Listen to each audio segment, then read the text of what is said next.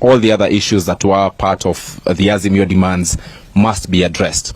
We have also seen the Kenya Kwanza parliamentary leadership talk about this particular process, to even state that there will be no handshake, which again your team has insisted. Perhaps if the president insists on what, or Kenya Kwanza insists on what was on their list, what then happens? Then secondly, we understand that the US Senator for Delaware, Chris Coons, just left the country yesterday. Would you please confirm or deny that the US and President Joe Biden was part of the discussions that may have happened between Azimio and Kenya Kwanza? Thank you. Let me first begin by the first question that you asked. We, of course, talked ourselves. Mr. Ruto made his statement. But I just want to say that that was not the basis of the understanding between the parties that were negotiating or talking between us. That statement fell far short of what had been agreed, and they know it. And that's why in our own statement, we reiterated firmly what was going to be the basis of our engagement with Kenya Kwanza. And what we have reiterated in this statement is not different.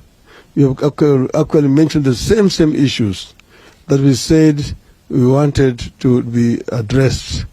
Those are the issues which made us go to the streets.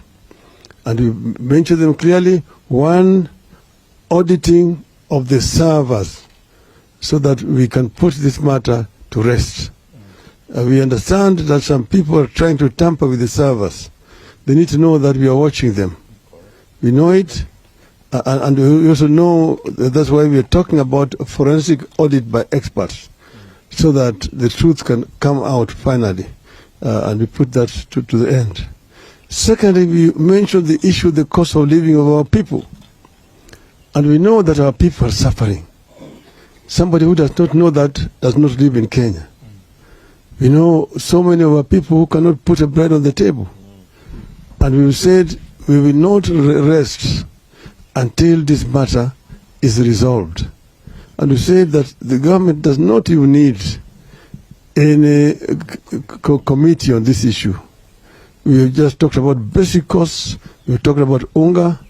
We talked about fuel, about electricity, the school fees, as very basic issues that the government can address without much problem. Secondly, I don't know where you got your information from, but Senator Coons left Nairobi, I think it was on Sunday last week, because I talked to him on Monday, and he had already arrived in Washington, D.C. Because he met the other side, and he also came and met with us. And we told him exactly what we know, and the reason why we are actually going to the streets. And he said that that is our democratic right, to go to the street, to protest peacefully. He did not see anything wrong with us doing that at all.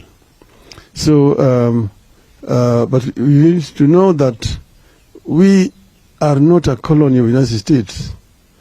So we do things as Kenyans. We are happy when our international friends want to come and make suggestions how we should resolve our issues.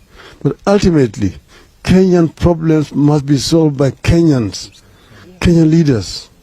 That's the reason why we said we are calling a truce, a ceasefire, to give negotiations a chance.